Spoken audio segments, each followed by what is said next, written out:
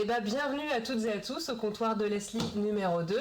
Ça, c'est mon comptoir, moi, c'est Leslie. Alors, vous avez vu, on a déjà bien grandi depuis la dernière fois et surtout, on a écouté tous vos retours, on a mis des lumières. Comme ça, vous allez pouvoir nous voir.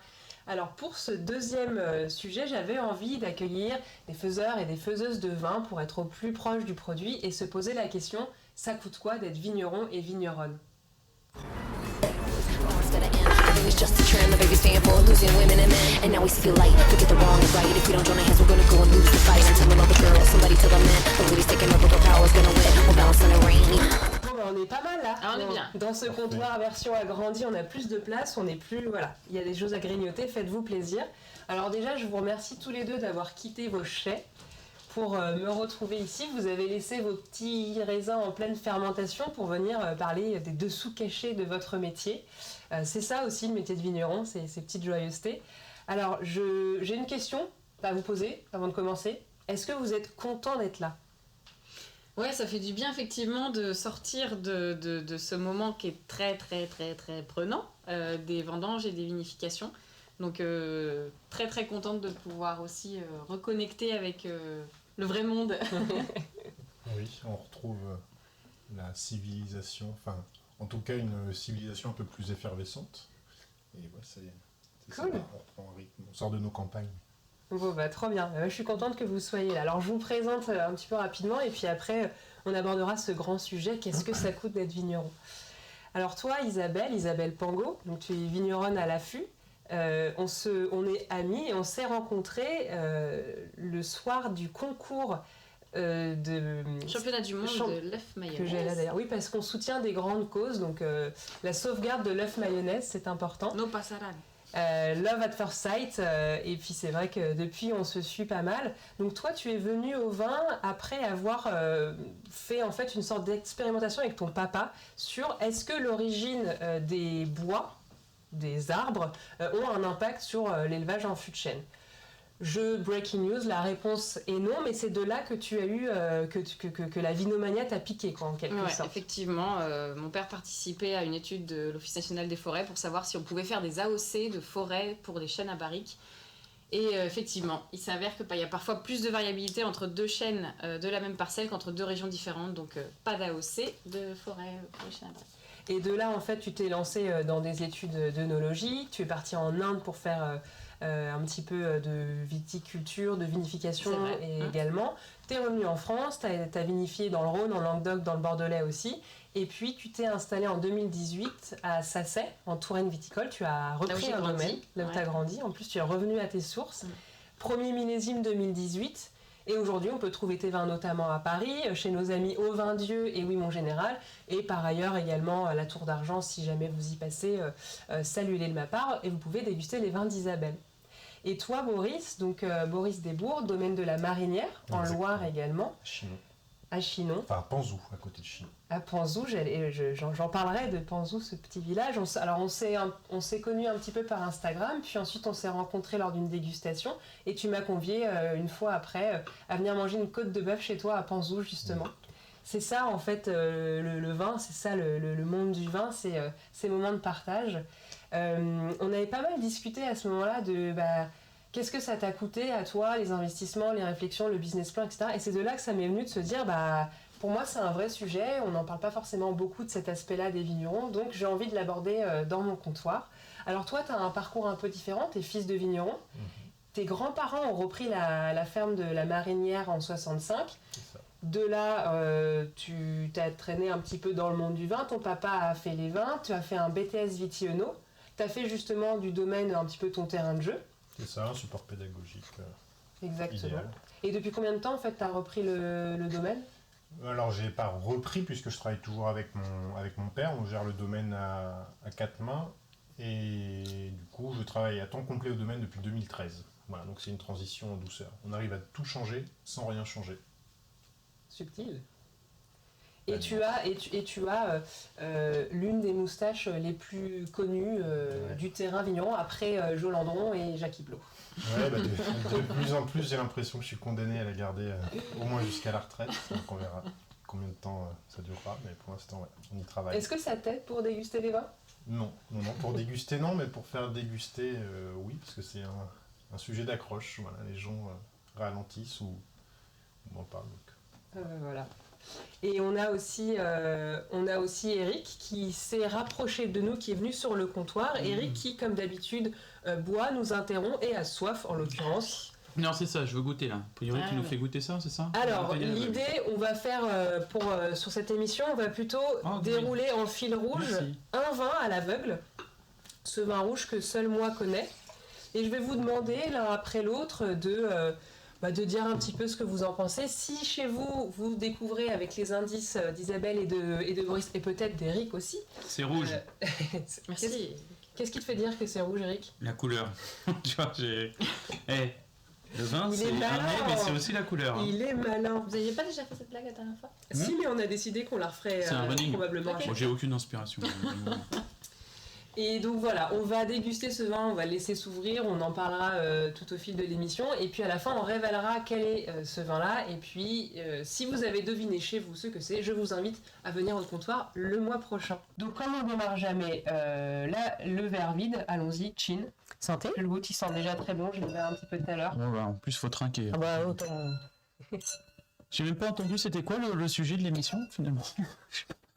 Moi j'étais occupé, je suis désolé, je suis sur le chat, je bois, je réponds à des textos, j'ai une vie très prenante là. Le sujet central pour ceux qui ne nous écoutent pas, c'est ça coûte quoi d'être vigneron. En gros, on parlera des dessous cachés des vignerons et des vigneronnes, mais pas que de leur underwears.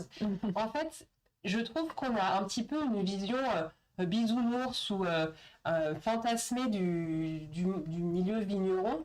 Alors dans les articles, on va évidemment parler que des réussites des vignerons et des vigneronnes. Sur Instagram, évidemment, on va voir que les beaux vendangeurs musclés qui se jettent des raisins en rigolant, et c'est super, comme si c'était facile de faire ça. Puis à la fin, on presse les raisins, c'est super, on s'amuse dans les cuves. Et paf, on a un super vin qu'on vend sans problème aux États-Unis, tout le monde en parle. En fait, c'est quand même pas que ça. Et globalement, je trouve qu'on parle assez peu. Alors, quand on a des amis vignerons, c'est vrai que vous en parlez un petit peu, mais quand même parfois avec timidité, de qu'est-ce que ça coûte économiquement, en fait, en amont, pendant l'outillage assez massif, en fait, dont vous avez besoin au quotidien.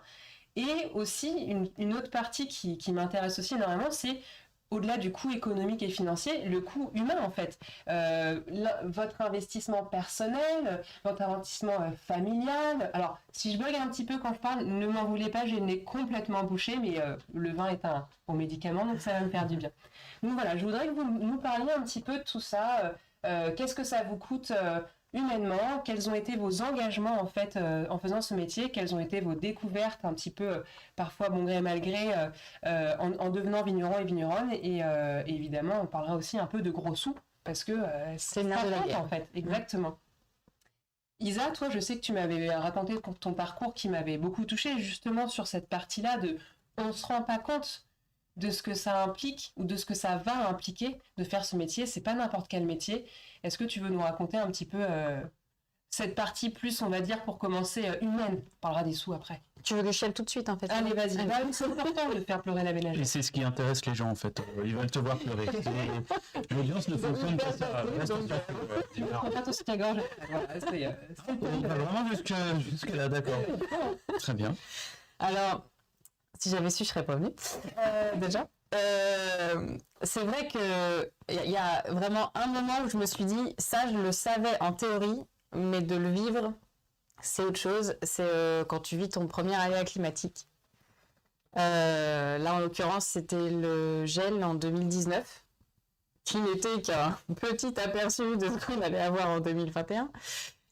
Et c'est vrai que tu sais intuitivement, en théorie, et tu l'as compté dans ton business plan, tout ça, qu'il y aurait des années compliquées où tu maîtriserais pas tout, où la Dame Nature serait un petit peu cruelle avec toi. Et quand ça t'arrive vraiment, en fait, tu le sens dans ta chair, quoi. Tu souffres, tu vois le travail qu'il y a eu et le résultat qu'il n'y aura pas.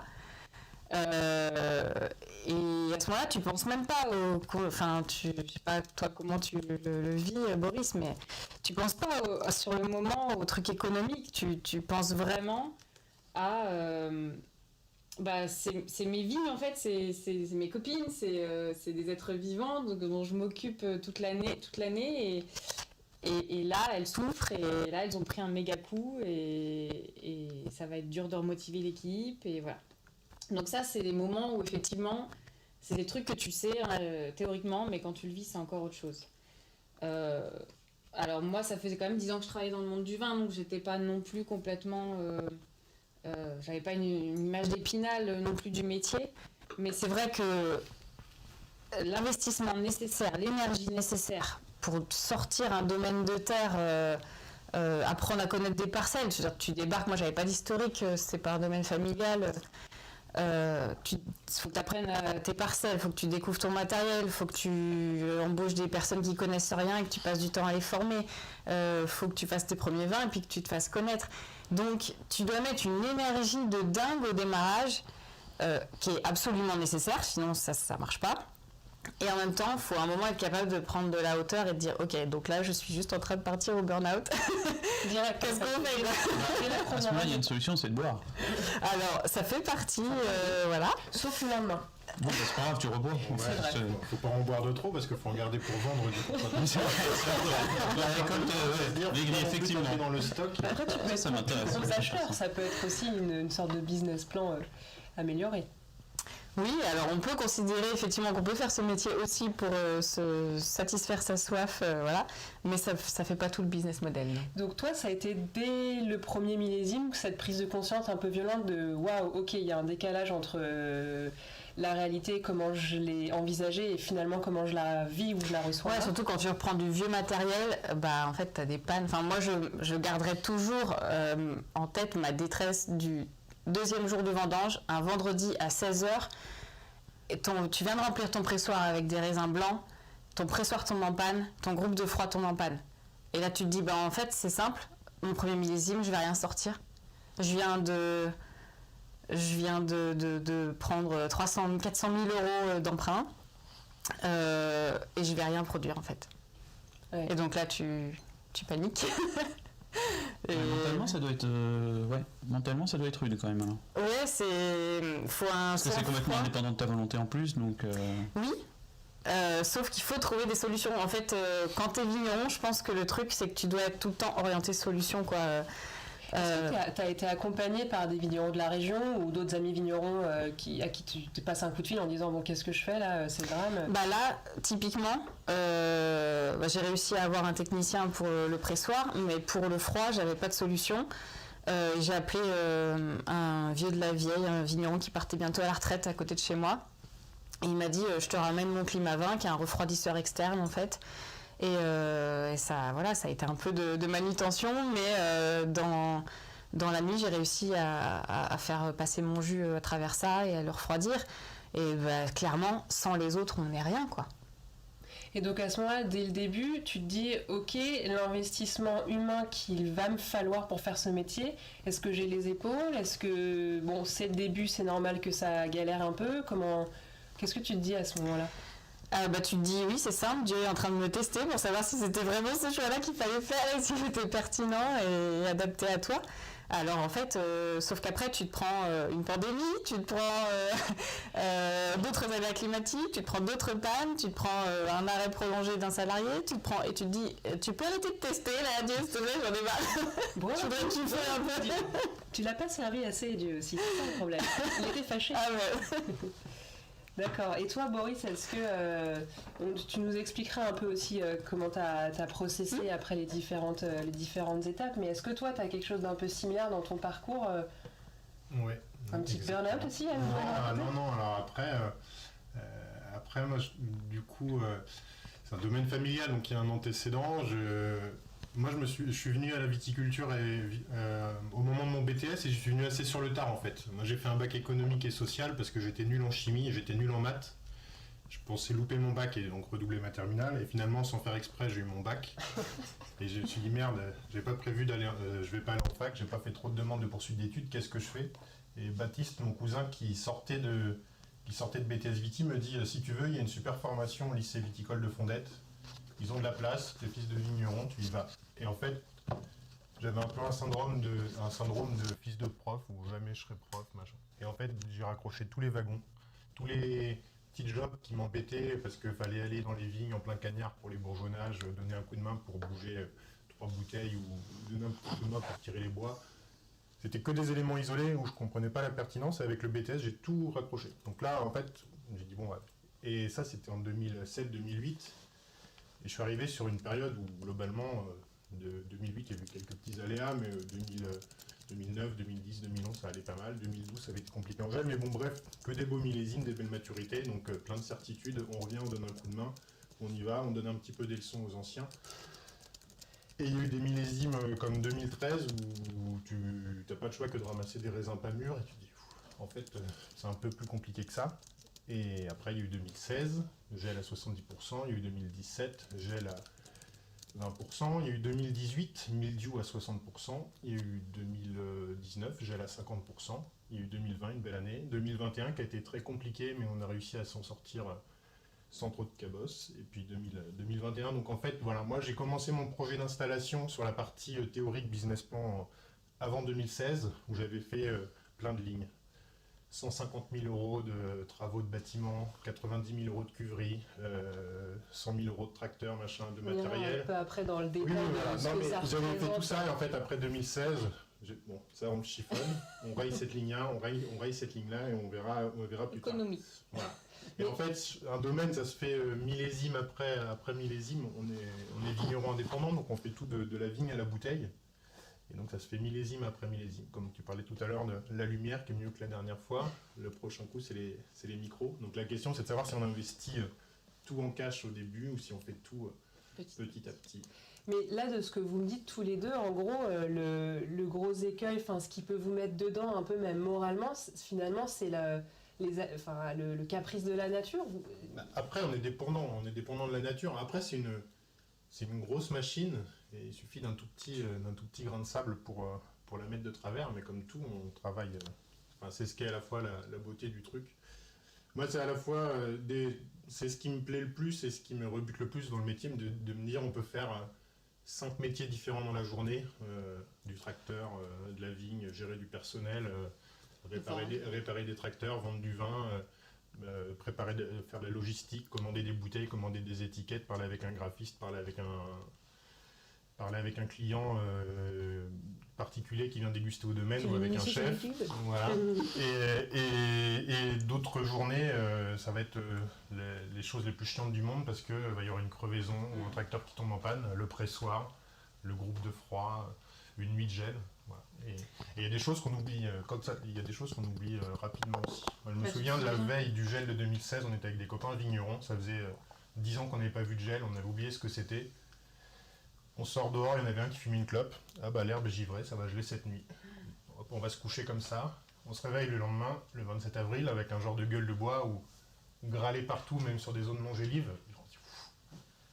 Et du coup maintenant, quand il y a les périodes de gel, on passe tous nos soirées sur les téléphones à préparer, à pas dormir, etc. quoi. C'est la fin de Oui, l'insouciance. les insouciances en se disant bon bah je vais me coucher, on verra demain matin. Bah là c'est fini quoi. Alors justement, avant d'aller un petit peu plus loin sur ce que ça coûte, ne serait-ce que pour les nuits de sommeil, la famille, vous parlerez peut-être un petit peu de votre vie personnelle à ce moment-là. Qu'est-ce que vous en pensez de ce vin que je vous ai servi à l'aveugle? Eric, tu as déjà fini? Bah oui, mais j'en ai. Mais c'est vrai Très, qu'il se très voit peu. bien. Alors je confirme, c'est du rouge.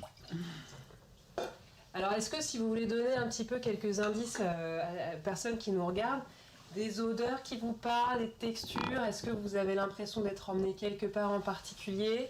Moi, c'est vrai que souvent, mon premier réflexe, très spontanément, c'est pas réfléchi, mais sur un vin, c'est de penser plutôt nord ou plutôt sud. Et il y a des descripteurs que j'aurais du mal vraiment à donner, mais je vais essayer quand même, parce que sinon, ça va être un peu pénible pour les spectateurs. Tes indices sont tes indices. Mais ça me fait plutôt penser effectivement au sud. C'est le côté épicé, le côté chaleureux en bouche. Ce que j'aime beaucoup, c'est très soyeux. Ouais, il y a un nez, on sent de l'élevage, mais fondu, et en bouche, c'est pas dominé par l'élevage. Donc, Ah, vous m'avez humilié. Moi, je suis comme vous, je suis d'accord avec vous. Il y a que des mots, je comprenais rien que j'arrivais pas à décrire. Bon, Tu vois que c'est soyeux. Ouais, c'est très soyeux, Voilà, ouais. ça glisse tout seul. Ouais, moi, that's what she j'ai said. pas assez cet entraînement de déguste à l'aveugle. Je me souviens, gamin, les repas de famille avec mon grand-père, mon père et mon oncle qui goûtaient des bouteilles sans étiquette. Et au nez, ils arrivaient à trouver les cuvées. Donc c'était les cuvées de la maison, mais les cuvées, le domaine, rapport à la météo. Ça goûte comme ça, c'est plutôt un millésime froid. On a vu de l'eau en juillet, on a vu de l'eau au mois de septembre. J'avais 7-8 ans. Mais alors, les mecs, retrouver les millésimes quasiment à tous les coups en se remémorant la météo, quoi. Et alors justement, pour reparler de ces nuits passées, je sais pas si toi t'as passé aussi beaucoup de nuits dehors, mais c'est vrai que ça fait 2-3 millésimes où on vous sent, surtout dans le nord, mais même dans le sud en fait de la France, des nuits à essayer de mettre les bougies ou autres, à pas dormir, à regarder la météo, à lutter justement pour essayer de faire en sorte de garder tous les bourgeons, parce que justement ils sont sortis aussi un peu trop tôt peut-être. Et donc normalement, sans reprendre le cycle de la vigne, hein, mais avec le dérèglement climatique, les bourgeons sortent plus tôt, les gels de printemps arrivent à un moment où les bourgeons normalement ne devraient pas être à ce stade-là, et du coup on perd des bourgeons, on perd des raisins, et donc on perd beaucoup de récoltes. Comment vous gérez ça, alors déjà vous, avec votre fatigue, votre courage et autres, et avec vos familles, votre vie sociale, etc. Déjà, ça modifie le calendrier, par exemple, avant, on pouvait facilement prendre un salon fin mars ou une sortie. Voilà. Maintenant, globalement, du 20 mars au 15 mai, je prends plus une sortie à moins d'1 heure de chez moi. En tout cas, je préviens toujours que je peux pas m'engager, que peut-être ce sera annulé 3 jours avant, quoi. Donc, c'est des périodes où en fait, on a un genre d'astreinte où il ne faut pas qu'on s'éloigne de trop et qu'on reste sur le qui-vive. Donc, des périodes où on regarde la météo tous les jours, 3 fois par jour, 5 météos différentes. Et après, on essaye d'adapter des choses qu'on teste. Donc les choses qu'on peut faire, tailler plus tard, adapter, protéger des parcelles plus gélives, etc. Puis après, protection contre le gel ou pas. Est-ce que ça va passer? Est-ce que 5% de bourgeons, c'est sacrifiable, 10%? Ou est-ce qu'on attend qu'il y en ait 20, 30? Et après, on adapte à l'année. Et on se rend compte que ce qui a marché l'an dernier ou ce qui n'a pas marché l'an dernier, ça marchera ou ça ne marchera pas cette année. Chaque année, le gel est différent. Ouais. Ça n'attaque pas aux mêmes parcelles et pas dans les mêmes conditions. Dur de s'adapter. T'as une petite famille, toi, Boris? Et toi aussi, Isabelle?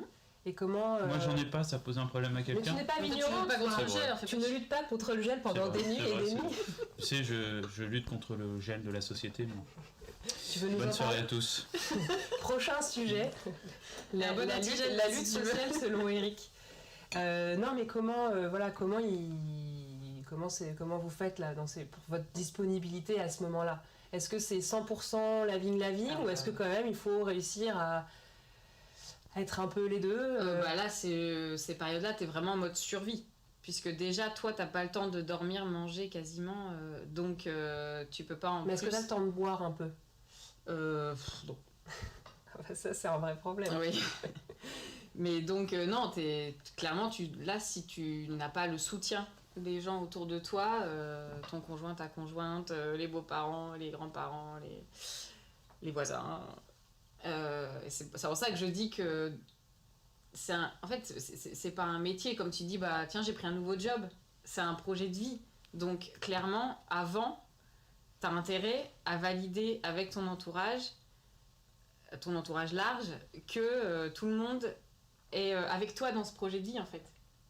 Et que tu vas pouvoir compter sur eux à certains moments, de même que aussi on a des périodes, là, après quand les vinifs seront finis, on va avoir une période un petit peu plus cool, où c'est nous qui choisissons notre emploi du temps et plus la vigne qui nous dicte le rythme, et où là on peut être un peu plus dispo pour les autres, mais il faut qu'ils sachent qu'il y a des moments où typiquement vendange et lutte contre gel, on n'est pas là, faut nous oublier, quoi. Ouais, mais de la même façon. D'ailleurs, ne vous vexez pas si on ne répond pas aux messages pendant toutes ces périodes. Ça fait 3 ans que tu n'as pas répondu à mon message. 3 ans quand même, la période de gel, je ne veux pas y croire, c'est une excuse. Mais en fait, on fait un job où pour se lancer, pour se dire j'y vais, mais comme lancer une entreprise quelconque, il y a des entreprises quelconques, mais quand on y va avec passion, c'est pour se lancer, il faut aller avec conviction et un peu d'inconscience. Mais par contre, pour avancer, il faut avancer en se posant des questions, quoi. Oui, de toute manière, t'as beau faire un business plan, oui, ça ne peut pas, vu qu'il dépend de la météo, oui, ton business plan et d'autres... Mais le business plan, en fait, ça fait plaisir aux banquiers, aux conseils d'entreprise, à ton comptable et à ton comptable. Ils ont tout savoir. Mais globalement, déjà, quand tu travailles avec quelque chose en disant je vais vendre 3000 pots de pâté et en fait tu as des clients pour 1200, c'est pas pareil. Là c'est pareil. Donc en plus tu rajoutes l'effet nature avec. Donc tu dis je vais faire 50 000 bouteilles et puis je vais les vendre à 15 balles et puis je vais les vendre que à des restos gastronomiques. Et si t'as pas l'endroit pour y aller, tu peux... Tu vois, sur mon étiquette d'Instinctive, ma première cuvée, il y a des montagnes russes émotionnelles, un peu comme inspirées d'un électrocardiogramme qui sont dessinés dessus. Et en fait, le métier de vigneron, c'est ça. T'as des bas qui sont à la hauteur de tes hauts. C'est-à-dire que t'as des très hauts. T'as des moments comme ça qui sont du kiff en barre, quoi. T'as des moments d'osmose avec la nature où tu te dis mais je voudrais être nulle part ailleurs. Je fais partie de ce tout et je kiffe et j'embauche des gens et je les forme et j'entretiens les paysages et je fais un produit qui fait plaisir et ça me fait bouffer dans des 3 étoiles et voilà. Bah bravo. Donc j'étais là ce jour-là. Bien joué. Et donc comme à chaque fois qu'il y a des bons oui, c'est vrai, oui. Et donc tu as des hauts qui sont très très hauts. Mais c'est juste qu'aussi ça coûte. Enfin, il y a le prix à payer en face, c'est juste ça, quoi. Donc, il n'y a pas que le prix à payer, t'as des gros kiffs en face, mais il faut accepter de payer le prix. Moi, je trouve que c'est important que les gens sachent ce qu'il y a dans une bouteille de vin. On va pas se mentir, le vin, c'est de plus en plus cher pour plein de raisons. Les aléas climatiques, le coût des matières premières, le coût de la main-d'œuvre. Le problème du gaz. Là, aujourd'hui, on est dans un truc où on absorbe aussi tout le contexte compliqué autour. Mais je pense que du coup, il faut que les gens sachent que quand ils mettent 15 € sur un petit domaine en bio, avec un travail particulier sur le vin, avec une famille qui investit en totalité dedans, c'est pas pareil que de mettre 5 € en GD sur un gros truc industriel où... je veux dire clairement, on ne sponsorise pas le même modèle de société derrière. Donc je pense que montrer le quotidien de ce qu'on fait, c'est aussi montrer aux gens tout ce qu'il y a derrière et tout ce à quoi ils participent aussi quand ils achètent une bouteille, quoi. Et pourquoi le prix d'une bouteille se justifie aussi souvent avec le travail qu'il y a derrière. Hors millésime, aléa climatique et autres, mais le travail est là de toute façon. Est-ce que tu nous parles un peu de ton blanc ? Ouais. Avant de... j'ai quelques questions sur les relations avec justement le banquier et autres. Ouais. Tu nous avais demandé... Tu nous avais demandé... se pose. Tu nous avais demandé de choisir une bouteille dans nos caves. Il est surprenant ce vin. De quelle couleur est-il, Eric ? Blanc. Ah non, c'est jaune. C'est jaune. Oui, enfin, j'ai hésité lumière. Ce matin, j'ai été choisir la bouteille ce matin. J'ai pas failli oublier la bouteille en partant, mais j'ai été ce matin dans la cave. On va remettre l'étiquette de cette cuvée pour que vous puissiez bien voir ce qu'on boit. Tiens, donne. Au début, je pensais amener une bouteille de champagne de chez mon ami Vincent Laval. De champagne. Je vous parle de champagne, mais j'avais plus de bouteille de Vincent dans la cave, donc j'ai pas pu en amener. Et du coup, j'ai choisi une bouteille de chez Mathieu et Denis. Donc moi, quand je parle de vin, en fait, je parle souvent des vignerons, parce que j'arrive assez peu à décrocher les bouteilles des vignerons qui sont derrière. Et là, c'est des amis vignerons qui sont au Québec, qui sont à côté du Namaska, à 1h30 de Montréal. Et ils ont planté un vignoble en 2012. Enfin, Denis, le papa de Mathieu, a planté avec un financement participatif un vignoble en 2012 sur un petit vallon qui profite d'un microclimat. Ils ont fait un gros travail, ils ont tout sorti de terre. Et c'est une nouvelle vigneron bio, biodynamie nature au Québec. Et qui ont lancé leur première cuvée du coup sur le millésime 2015. Donc là on goûte matière à discussion 2016, donc c'est leur deuxième millésime. C'est un blanc et c'est du Vidal. Toi du coup Isabelle, t'as repris un domaine. Est-ce que t'as dû faire beaucoup d'investissements ou il y avait déjà quand même sur place une grosse partie du matériel ou t'as tout changé Alors j'ai repris, on va dire, à peu près 100 000 € de matériel, tracteur, pulvérisateur, cuve, pressoir, voilà. Alors justement, si certains qui nous regardent ont envie de se lancer... ne faites pas ça. Alors soyez fous d'abord, mais il faut avoir combien en poche ? Si tu veux démarrer ton domaine ou reprendre un domaine, mais voilà, un peu à zéro et tout, ça coûte combien ? C'est combien ? Alors déjà, je crois qu'il y a un gros aspect qui est le foncier et qui est très très variable d'une région à une autre. Donc déjà, il faut avoir quelques quelques idées là-dessus. Je veux dire, entre les 8 000 € l'hectare du Bergeracois et les 7 millions d'euros l'hectare de la Bourgogne, Grand Cru, ça, tout de suite, ça fait pas la même... Mais dans vos régions, à vous, donc nous, ça reste raisonnable. On est dans la Loire. Entre 12 et 25 000 € dans notre coin. En gros, si tu revends un petit appartement à Paris, tu peux acheter un beau village. Bon, ne parlons pas des sujets qui passent. Le Paris n'est pas le sujet, s'il vous plaît. C'est vous le sujet. Mais voilà, aujourd'hui, ce qui reste vraiment accessible, ça reste la Loire, ça reste le Languedoc, ça reste... le Beaujolais. Le Beaujolais, quelques coins du sud-ouest aussi. Voilà. Donc en gros, ça coûte quoi? Là, demain, je vais m'acheter 5 hectares. C'est pareil, pour être rentable. Ça dépend du business plan, ça dépend ce que tu as envie de faire. Alors, comment on réfléchit? Et là, je voudrais... tu démarres ton business plan je voudrais quand même dire un truc, c'est que... pourquoi penser acheter tout de suite? C'est-à-dire que l'écueil principal quand on s'installe, c'est souvent de surinvestir avant d'avoir produit sa première bouteille. Donc, faut aussi pouvoir penser location parfois. Typiquement, moi j'ai loué mes vignes au début, je les achète au fur et à mesure, et je loue mon chai, parce que qu'ils m'appartiennent ou qu'ils m'appartiennent pas, je fais les mêmes vins dedans. Et sauf que j'ai pas remis 50 000 € ou 100 000 € de plus avant de produire ma première bouteille. Donc voilà, il y a le coût du foncier. Est-ce que je suis obligée d'investir, ou est-ce qu'il y a des trucs que je peux faire en location pour essayer de diminuer un peu mes coûts de démarrage. Après, il y a évidemment le matériel. Ça coûte très cher du matériel neuf, donc on l'a vu, il y a des solutions comme le matériel en commun. Ça coûte combien un pressoir? Ça dépend de la taille, ça dépend de ce qu'on veut. Mais après, c'est aussi... vos pressoirs à 50. Moi, un pressoir, 2017, j'ai acheté un pressoir pneumatique de 30 hectos, donc un champenois parlerait d'un 3000 kg. Il était d'occasion, il avait 14 ans, j'ai payé ça 23 000 €.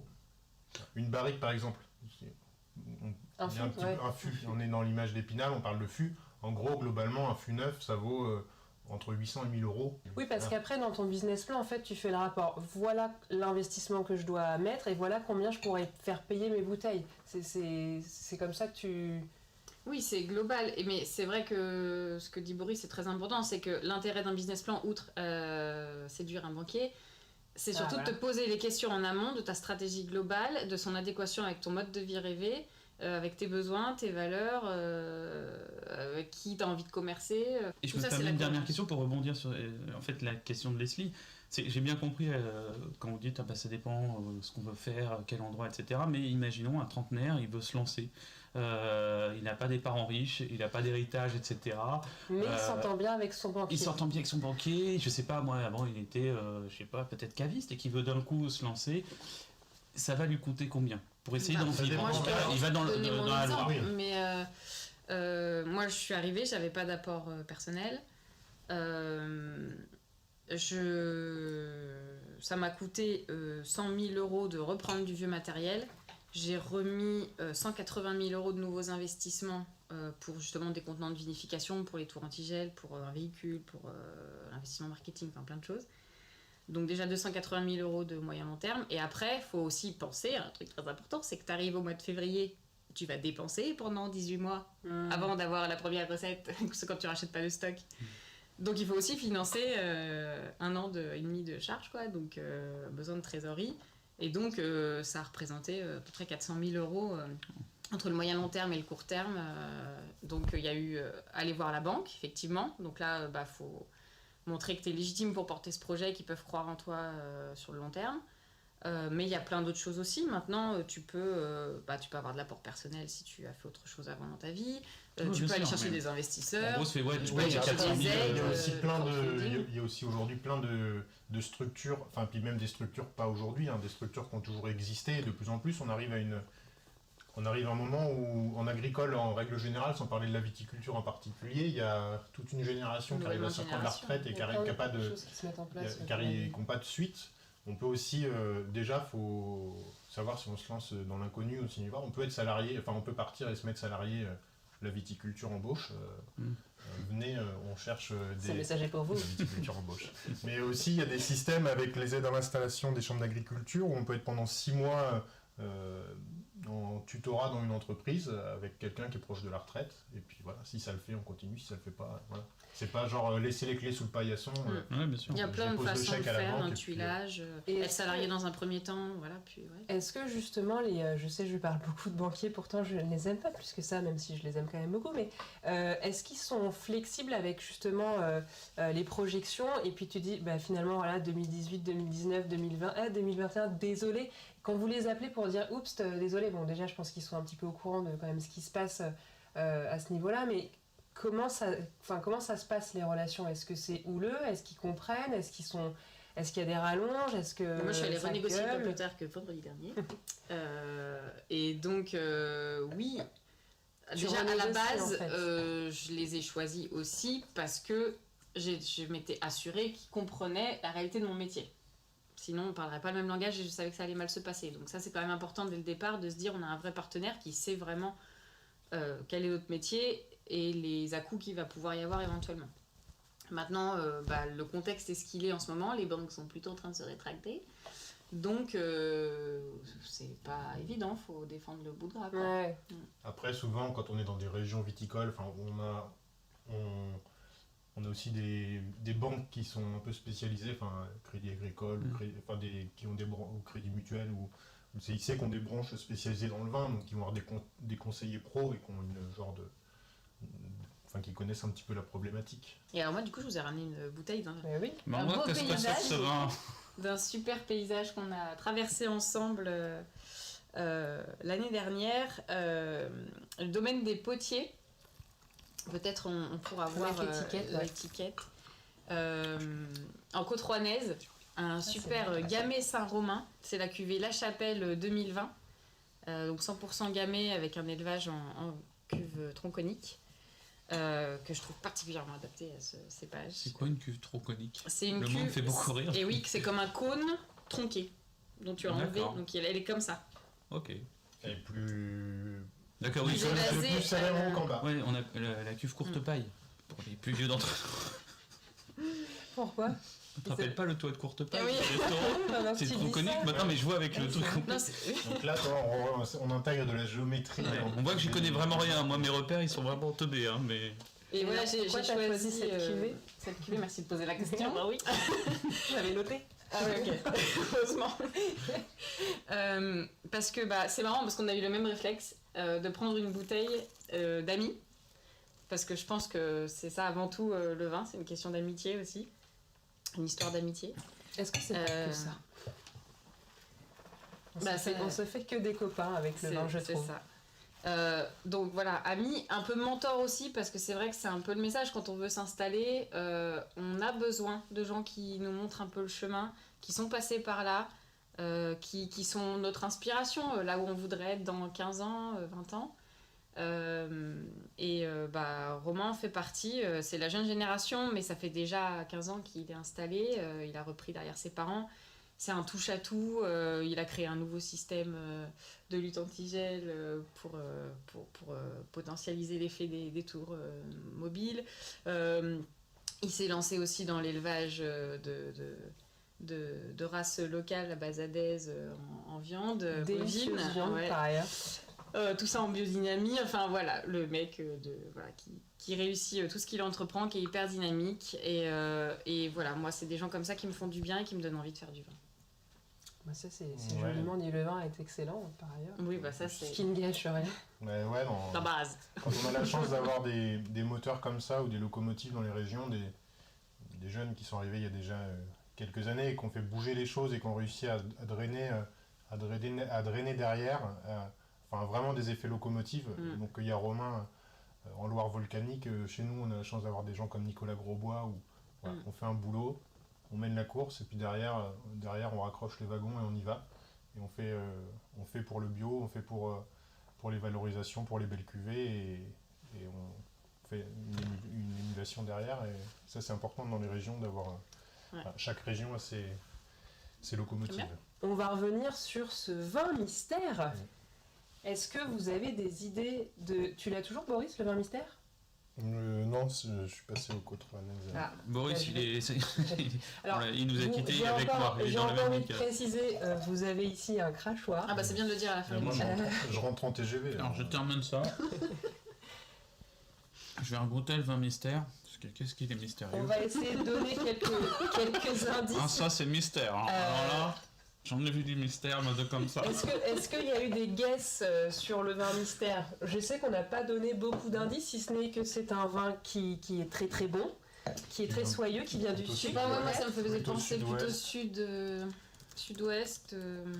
Alors déjà, à votre avis, est-ce qu'on est en France? Bah ça pourrait être Question. Espagne-Italie. Espagne-Italie. Qu'est-ce qui te fait dire ça? La forme de la bouteille. Mais ça c'est super, c'est intéressant, c'est génial. Non, mais voilà, on parle de déguste à l'aveugle et la couleur du vin, avec le running gag du vin rouge, mais aussi les formes de bouteilles, la bouteille bourguignonne, la bouteille bordelaise ou la flûte alsacienne, ça va forcément... Donc là par exemple, là vous pouvez déterminer. Bah il y a plus c'est souvent une bouteille bordelaise, donc... en Italie et en Mais comme ils savent que je Mais viens c'est pas vrai. trop de Espagne, il y a Bordeaux, plus souvent ils se des disent, bon. bouteilles Non mais ça, bordelaises. franchement j'apprends. Donc ça, pour toi elle boit pas de Bordeaux. Donc c'est forcément pas du Bordeaux. Bah, c'est pas du Bordeaux parce qu'on... Alors déjà la couleur aussi est un petit peu plus légère que si c'était Cabernet Sauvignon. Ouais, on retrouve pas vraiment l'empreinte je trouve, du Bordelais, mais... Non, ça pourrait être un grenache. Le côté Ah, soyeux intéressant. et peu coloré me fait penser à un grenache, potentiellement. Est-ce qu'on révèle? Bah oui. Est-ce qu'il y a des gens qui ont trouvé? Non. Personne ne veut Personne. venir au comptoir. Mais pourtant, on a donné plein d'indices. Hein. Non mais c'est difficile, ils goûtent pas les pauvres. C'est Non, un même vin... pour ceux qui goûtent, c'est difficile. C'est un vin de Toscane, 100% Sangiovese. Donc Ah. voilà, on est sur un... C'est pas grenache, mais c'est vrai qu'il y a quelque chose de très Ouais. fruité, de très soyeux, de très convivial comme ça. Et c'est... je l'ai ramené de mon dernier voyage l'année dernière en Toscane, où je vais régulièrement... je dis ça pour me la raconter bien évidemment. Mais Je me suis dit, ouais, je vais régulièrement où j'ai ma propriété avec la piscine et le château. d'un coup, c'est très arrogant. Il faut que tu précises. Elle m'a tué. Ouais, non, vraiment, la Toscane. Donc, Mais... là, Non, il va en caravane pour vous rassurer. Moi, hein. je vais avec mon jet privé. Je mon ne peux petit rien château, manger, ouais. je ne bois que ce vin-là. Non, c'est donc domaine Coupano. C'est Lionel Cousin qui était parce qu'il est décédé il y a pas très longtemps, qui était avant un photographe et grand reporter et qui, amoureux du vin, un jour avec sa femme Ornella qui était italienne, ils se sont dit bah allez, on va ouvrir un vignoble. Ils avaient une petite maison à Montalcino. Et il s'est lancé un peu dans la veine d'Henri Jayer et Jacques Irigaud, qui était un vigneron et qui est un œnologue très sur le terroir, très sur le respect de la vigne, etc. Donc je trouve qu'on le ressent dans le vin, c'est un vin qui est très vivant, c'est un vin qui vibre. Et moi, c'est un cépage, le Sangiovese, que je trouve absolument magnifique. Comme tu disais, un peu d'élevage. Les Rosso, il y a beaucoup moins d'élevage. Là, c'est en 2016, il a eu le temps qu'il lui fallait, nickel. C'est d'une douceur et d'une finesse. Enfin, pour moi, c'est des vins... C'est drôle parce que quelqu'un a tenté Saint-Julien. Est-ce que ça vous semble... Bah, c'est un cru du Médoc. Et l'étiquette qui, salut Boris, soit dit en passant, dit est-ce qu'il y a des Saint-Julien bio?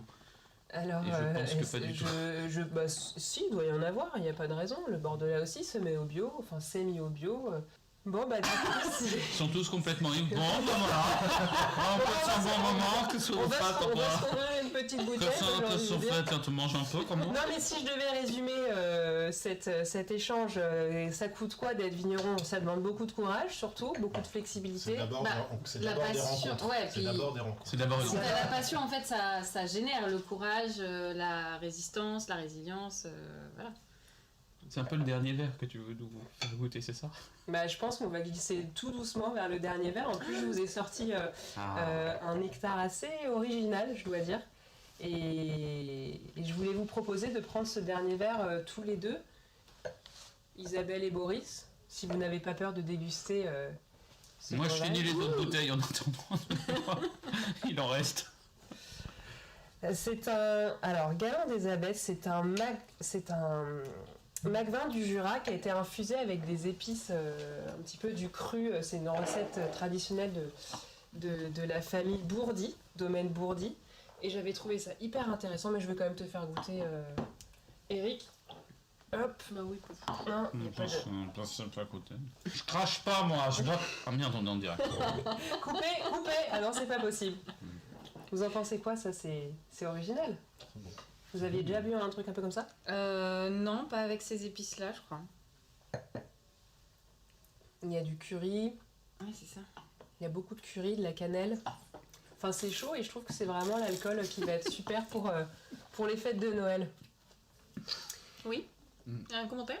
Non, ça me fait rire, c'est qu'il est 16h, complètement arraché. En même temps, c'est la Mais meilleure c'est bon, heure. en plus. C'est la meilleure heure pour déguster. Le matin, c'est 9h30 et puis l'après-midi, c'est 15h. J'aime beaucoup la... Il n'y a pas de d'anis? La quoi? Ouais, là, Un peu d'anis? Ouais, Non. c'est possible. Badiane, ouais. Un peu. j'avais un peu peur. Je sur sais, pour le me la péter, mélange, tu vois, le anis, mélange badiane. de 12 épices, etc. J'avais peur de mettre du côté un peu. Ouais, puis ça emporte pas la bouche, Doucereux aux c'est- médicaments, mais en fait, non. C'est bon. Très bon. Mais c'est un médicament, hein, par ailleurs. Aussi, c'est pour ça que je vais beaucoup mieux aussi, d'ailleurs, que depuis le début de l'émission. Alors, le dernier verre, c'est vraiment le moment où on tombe les masques, On se met à poil. on s'avoue tout, et voilà, vous allez non pas parler de vos dessous, mais montrer vos dessous, je l'espère. Tu n'as pas pleuré, je suis un petit peu déçue. Ça fera pas beaucoup d'audimètres, mais bon, on va voir, on a encore cette interview pour aller Parce jusqu'au que bout. les gens ont espéré jusqu'au bout que j'allais pleurer, c'est ça. Bah, moi, je l'espérais très fort, mais j'ai bon. Pourtant, j'ai posé des questions, voilà. Sensible. La fameuse corde sensible. Isabelle, est-ce que toi peut-être que je vais y arriver maintenant à te faire pleurer. Non mais, est-ce que tu penses que tu tiendrais le coup d'un deuxième burn-out? Petite nuance, j'ai pas vraiment fait un burn-out, je suis passée pas loin, mais justement j'ai pris la hauteur nécessaire avant que ça arrive, donc j'ai essayé de remettre de l'équilibre dans ma vie. C'est passé par plein de choses.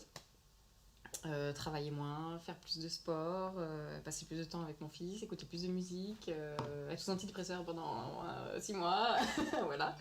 Et prendre du temps pour toi en fait. Et prendre du temps pour moi. T'obliger à prendre du temps pour toi.